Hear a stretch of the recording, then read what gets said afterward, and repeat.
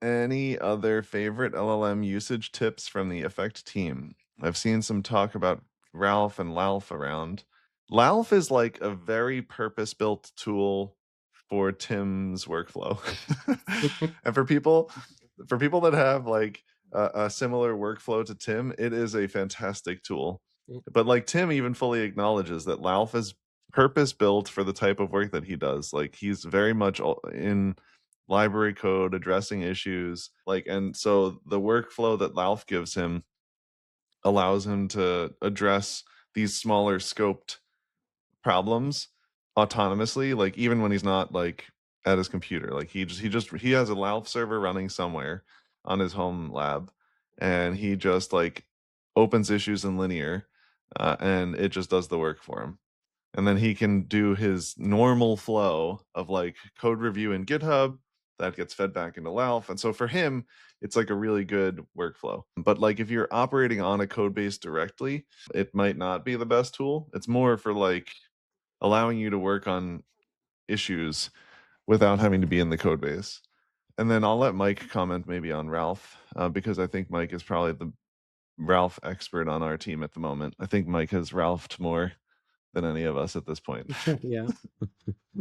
So no, this is a different tangent, but to understand what Ralph is about, you need to understand how a coding agent work and how the exchange of information between your CLI that you're using and the model actually occurs. The the primary thing that Ralph tries to work around is not really per se automation of long running tasks. It just so happens that the solution is good also for that. What it tries to prevent is what we call context rot.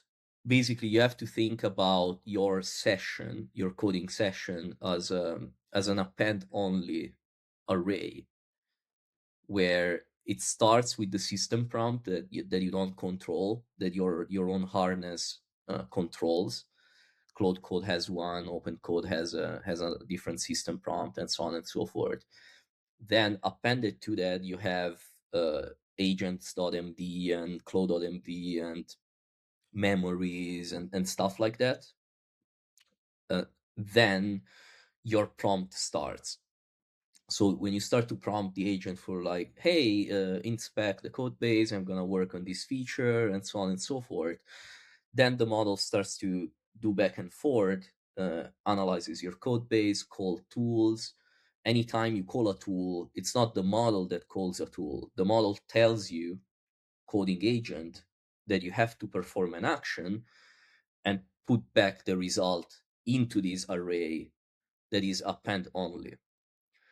So after a while, this array is filled because it has only some available space. When this array is filled up, compaction happens. Compaction is different between the different harnesses in what they preserve, but you can simplify it as it's going to summarize your session into a more compact form, and it's going to restart again. As soon as this process is done 2 or 3 times, it is no longer clear what the objective of the session was. And the same happens when you do multiple things in the same session. Like you do a small task and then you keep iterating on the same session. And this is very common because it's annoying to close and start new session every time. So you tend to do multiple things in the same session, but then compaction happens and the model doesn't know anymore if you were doing the last task, the previous one, or anything in between. So the model starts to diverge. Ralph basically focuses on addressing this problem.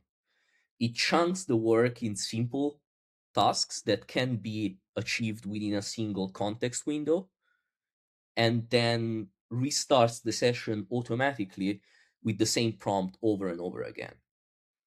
And this basically keeps the context window fresh and focused on a single task, which makes the model output better.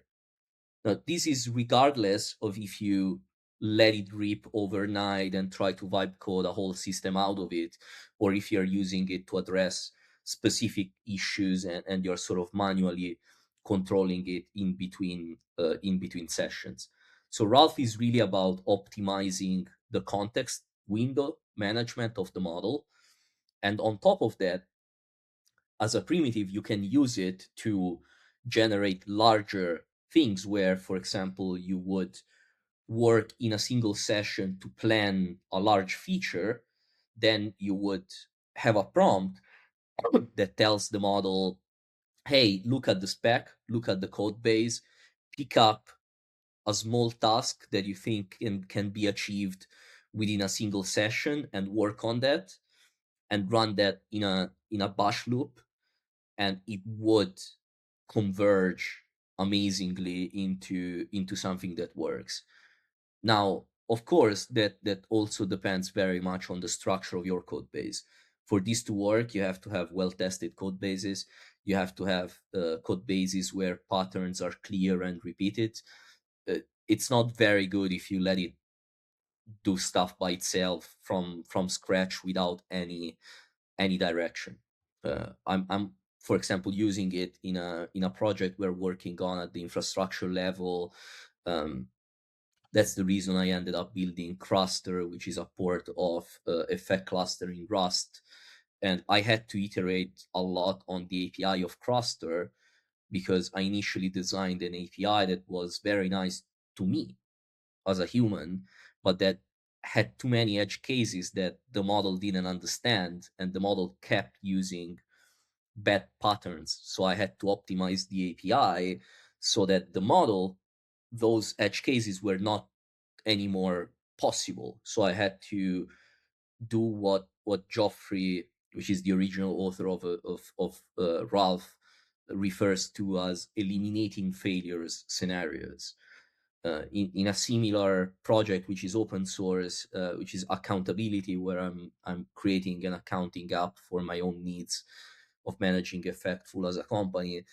That's open source. It's purely in effect. If you open that repository, there's an ESLint uh, rule file with hundreds of custom rules.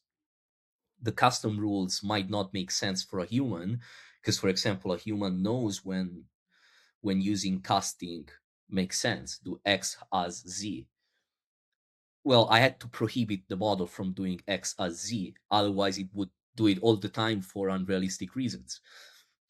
So you have to use these types of techniques where you fully eliminate something from the realm of what's possible for autonomous loops to converge into something that makes sense. But this is the second aspect of Ralph loop. I think both are equally important. The first is about context management, and the second is about automation over long running tasks. They're not really related. It just so happens that one is necessary for the other to work, I which is feel by like the in a same Ralph what loop, the same what that currently cursor long running agents are doing. Like this is getting integrated in all harnesses. It's gonna be quite normal in 6 months to do all of this. I think that the most folks that I've spoken with about Ralph loops who get frustrated with them don't do the second piece well enough, which is providing the back pressure to the model through the loop to give it like the feedback. Like basically They just hope that the it works. right. It's like, "Ah, I've got a Ralph loop, but it's just producing pure garbage." Shit.